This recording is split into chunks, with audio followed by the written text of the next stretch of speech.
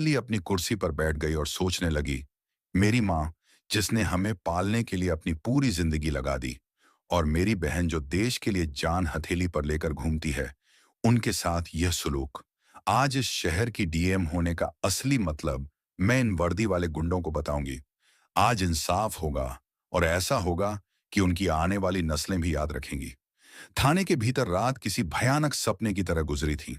सुबह की पहली किरण जब हवालात की छोटी सी जाली से छनकर अंदर आई, तो वह अपने साथ कोई उम्मीद नहीं, बल्कि और ज्यादा बेबसी लेकर आई थी।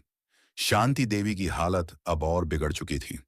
उनका सांस लेना मुश्किल हो रहा था, और वह लगभग बेहोश थी। राधिका ने उनका सिर अपने घुटनों पर रखा हुआ था। उसकी आंखें सूजकर लाल हो चुकी थीं।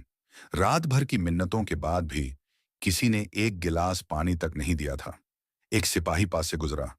राधिका ने फिर से हिम्मत जुटाई। भाई साहब, प्लीज एक बार डॉक्टर को बुला दीजिए, मेरी मां की जान खतरे में है।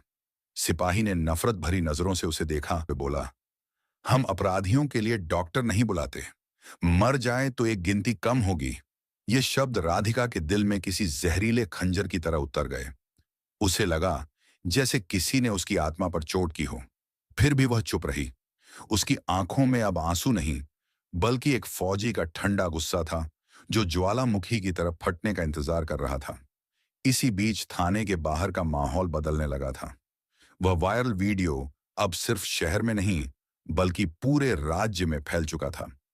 तमाम सोशल मीडिया प्लेटफॉर्म्स पर लोग लिख रहे थे, क्या यही है सिस्टम का असली चेहरा? अगर ये डीएम की फैमिली है, तो आम आदमी का क्या होता होगा? मीडिया चैनलों को भी खबर लग चुकी थी। रिपोर्टर्स की गाड़ियां थाने के बाहर जमा होने लगी थीं। किसी को अंदर जाने की इजाजत नहीं थी, लेकिन कैमरे लगातार बाहर से हर हरकत को कैद कर रहे थे। थाने का इंस्पेक्टर विक्रम राठौर इस सब से बेखबर अपने ऑफिस में बैठा चाय की चुस्कियां ले रहा था। उसे लग रहा था कि उसने दो आवारा औरतों को सबक सिखाकर बड़ा तीर मारा है। तभी उसका मोबाइल बजा। स्क्रीन पर नाम चमक रहा था, एएसपी साहब। उसने अकड़कर फोन उठाया। जय हिंद सर। दूसरी तरफ से एएसपी साहब की घबराई हुई और गुस्से से भरी आवाज आई, विक्रम, तुम्हारे थाने में बीती रात कोई खास गिरफ्तारी हुई है क्या? इंस्पेक्टर ने सीना चौड़ा करके कहा। हाँ सर, दो औरतें पकड़ी थीं, स्कूटी पर थीं, अकड़ दिखा रही थीं। शक हुआ तो हवालात में डाल दिया। सुबह तक सारी गर्मी निकल जाएगी। एसपी की आवाज अब दहाड़ में बदल गई। बर्बाद कर दिया तुमने। वह दो औरतें कोई और नहीं, इस जिले की डीएम अंजलि सिंह की मां और उनकी आर्मी ऑफिसर बहन हैं। और वह वीडियो पूरे देश में घूम रहा है। मुख्यमंत्री तक बात पहुंच गई है। तुमने डीएम की फैमिली को हवालात में डाला और उनके साथ बदतमीजी की थप्पड़ मारा। किस अधिकार से बेवकूफ? इंस्पेक्टर विक्रम राठौर के हाथ से फोन लगभग छूट गया। उसके चेहरे का रंग उड़ गया, जैसे किसी ने उसका सारा खून निचोड़ लिया हो। उसने लड़खड़ाती आवाज में कहा, सर, हमको नहीं पता था। उन्होंने बताया नहीं सर। हमसे गलती हो गई, माफ कर दीजिए सर। एएसपी ने चीखते हुए कहा, तुम्हें अब जवाब मुख्यमंत्री और चीफ सेक्रेटरी को देना पड़ेगा। अभी इसी वक्त उन्हें बाहर निकालो, और अगर उन्हें कुछ हुआ तो मैं तुम्हें जिंदा जमीन में गाड़ दूंगा। फोन कट चुका था। इंस्पेक्टर विक्रम राठौर की दुनिया घूम गई थी। वह पागलों की तरह अपनी कुर्सी से उठा और हवालात की तरफ भागा। चाबी लाओ, जल्दी खोलो दरवाजा।